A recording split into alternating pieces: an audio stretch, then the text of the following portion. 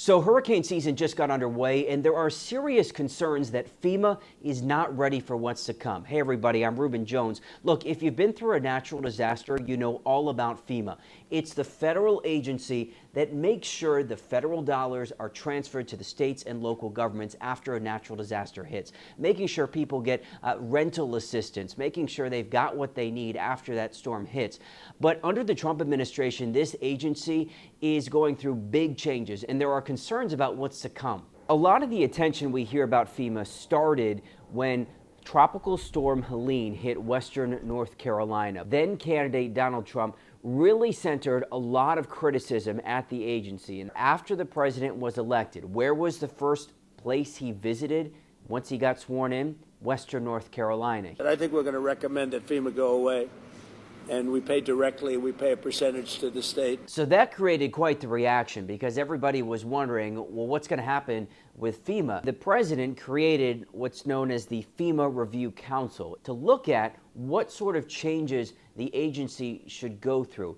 Now, the woman who's in charge of leading the Department of Homeland Security, which oversees FEMA, is Kristi Noem. We're going to eliminate FEMA. So all of this has meant a really turbulent time for the agency. The size of the agency is now significantly smaller. And the acting administrator, Cameron Hamilton, well, he said this to Congress last month. Do you support eliminating FEMA? I do not believe it is in the best interest of the American people to eliminate the Federal Emergency Management Agency. Okay. Hamilton was ousted from his position after he testified to Congress saying that. Whether those comments were the reason for his ouster is a little bit unclear, but nonetheless, he left, and now Hamilton is gone, and who you have in there now is David Richardson, who took over in May. Kristi Noem kind of crystallized her feelings on what should happen with FEMA at the Review Council's first meeting in May. Our goal is that states should manage their emergencies and we come in and support them, and we're there in a time of financial crisis. So it would seem FEMA would exist in some form, but much smaller. The problem with that is these states can't do this on their own. Even the largest states likely need some sort of federal assistance. Look, Florida, Texas are likely able to handle a natural disaster a lot better than a smaller state. So there's concern about if the federal government isn't there for some money, for some resources, the states aren't necessarily equipped for this. Now, having said that, there is agreement that I've heard from Democrats and from Republicans that changes do need to be made at FEMA. They say it is too much bureaucracy, that it is moves too slow. It's complicated for victims to figure out how to apply for assistance, which agency to go to. So there's agreement there.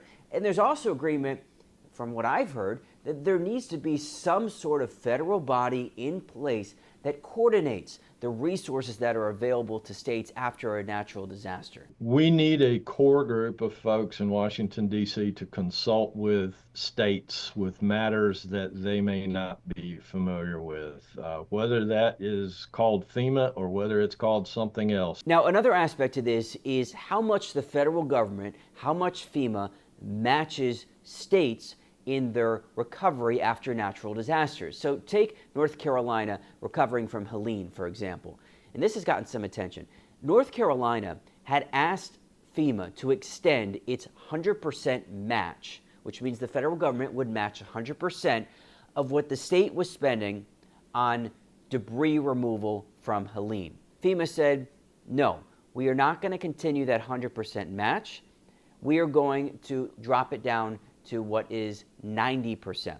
Now, they may not sound like very much, a 10% difference, but the state says that 10% is worth hundreds of $millions that the state will now be on the hook for. And even members of Congress on both sides of the aisle had advocated for FEMA to do the 100% match, saying in a letter before this happens that 100% extension has been done in response to Hurricanes Katrina, Maria, and Ike. And so that's going to be something to watch, is does FEMA take a harder stance perhaps on other natural disasters around the country in the coming months. So look, here we are, hurricane season now underway. There are a lot of people worried about whether this agency is equipped and ready for what could be a terrible hurricane season. We'll see what plays out, but obviously we've seen so many devastating hurricanes in recent years. Does FEMA take a more hands-off approach? Does it even have the resources to be a hands-on approach? All of that to follow